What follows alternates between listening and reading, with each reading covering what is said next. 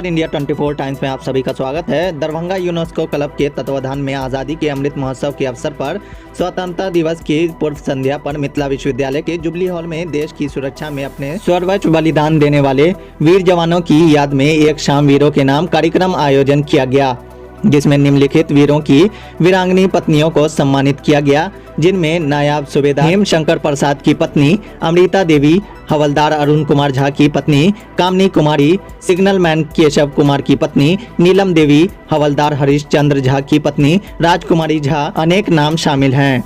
ललित नारायण मिथिला विश्वविद्यालय के कुलपति प्रोफेसर सुरेंद्र प्रताप सिंह, आरक्षी महानिरीक्षक ललन मोहन प्रसाद, नगर विधायक संजय सरावगी, मिथिला विश्वविद्यालय के कुल सचिव प्रोफेसर मुश्ताक अहमद सहित अन्य गणमान्य व्यक्तियों के द्वारा दीप प्रज्वलित कर समारोह की शुरुआत की।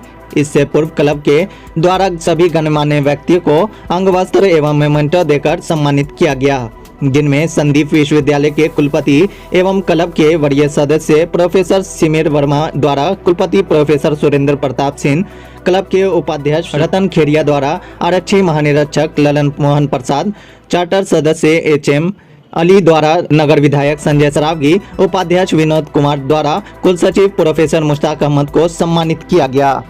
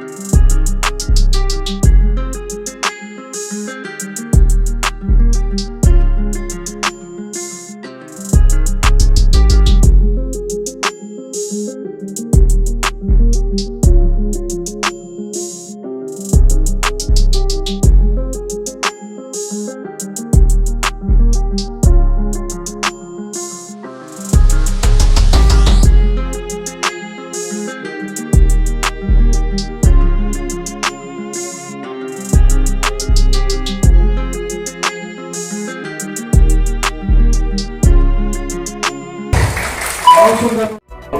बहुत दिनों के बाद 2 साल में जो कोरोना का काल आया, बहुत सारे हमारे चिकित्सक हो, चिकित्सा कर्मी हो, बहुत सारे हमारे नागरिक काल के गाल में समा गए। पूर्व में हम लोग कोई भी अगर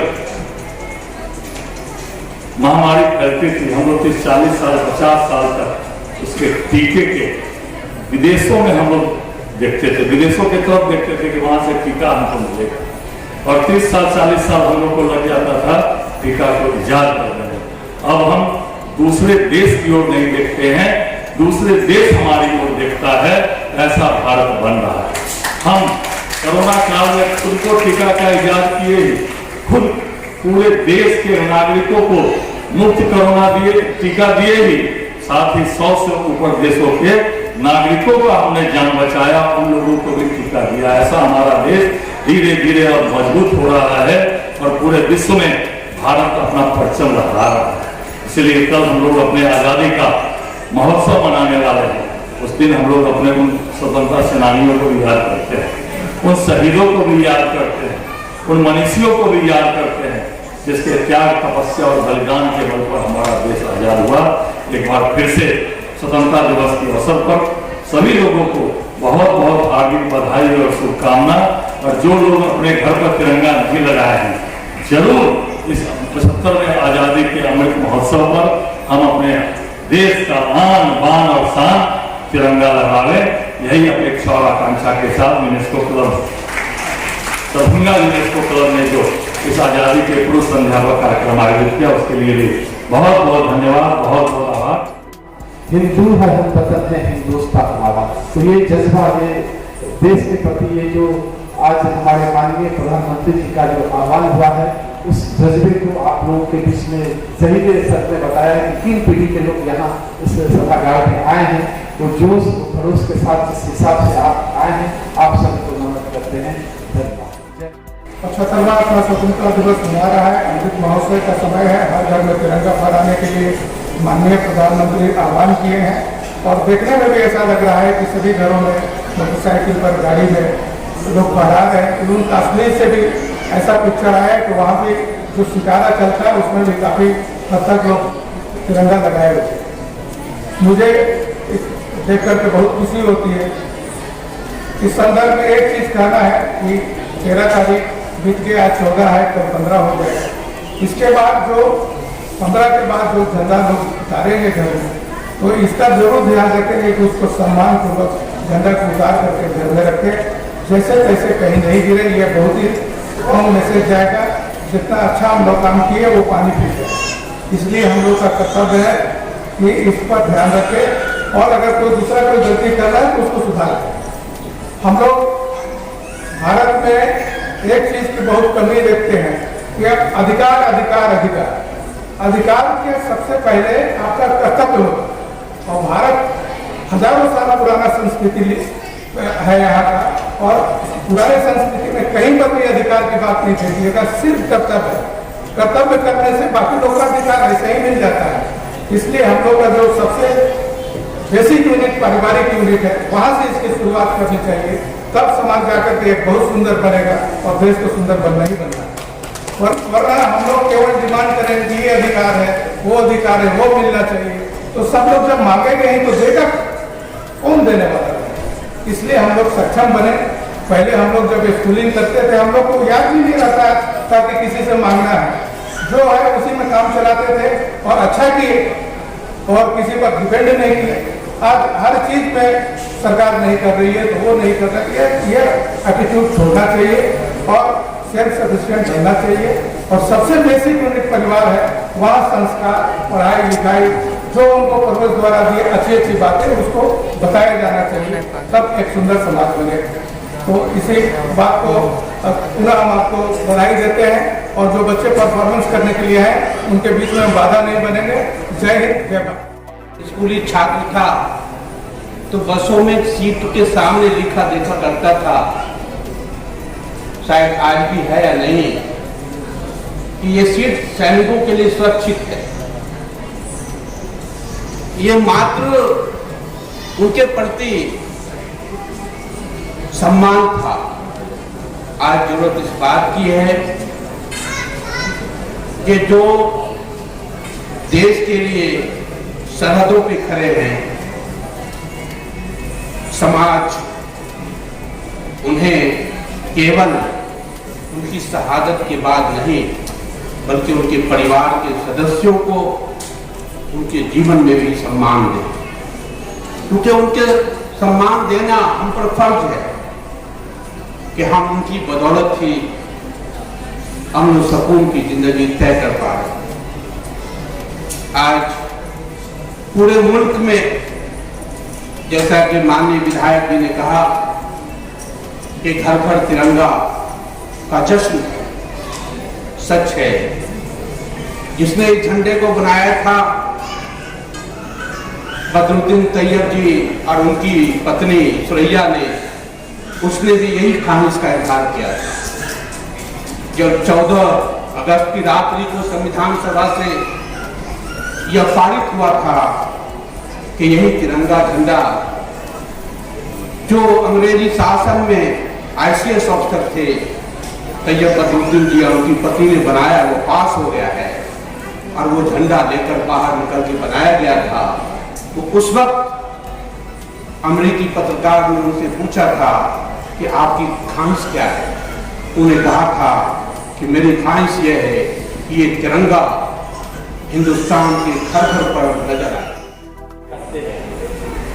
सरकार द्वारा सैनिकों तथा शहीदों के परिवारों के लिए कई कल्याणकारी योजनाएं हैं।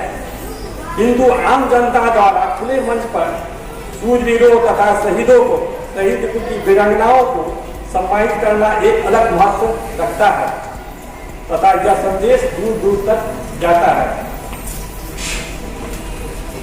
विदेशों में सैनिकों को आम नागरिकों को द्वारा विशेष सम्मान दिया जाता है। सार्वजनिक स्तर पर सैनिकों से मिलने पर खड़े होकर तथा ताली बजाकर उनका हम सम्मान करते हैं। हम भी चाहे हम समाज के जिस भी क्षेत्र में कार्यरत हैं, सैनिकों तथा शहीदों के परिवार के सदस्यों के कार्यों को प्राथमिकता के आधार पर कर सम्मानित कर सकते हैं, जिससे उन्हें यह महसूस हो कि हम समाज के विशिष्ट व्यक्ति हैं। हमारे विचार से यही सैनिकों के प्रति विशेष सम्मान होगा तथा शहीदों के प्रति सच्ची श्रद्धांजलि हो। अंत में स्वतंत्रता दिवस के अवसर पर लाल किले से लता मंगेशकर द्वारा गाए गए अमर देशभक्ति गीत की 2 पंक्तियों के द्वारा अपने वाक्यों को मैं समाप्त करता हूँ। मेरे वतन के लोगों, जरा आंख में भर लो पानी, जो शहीद हुए हैं उनको जरा याद करो कुर्बानी।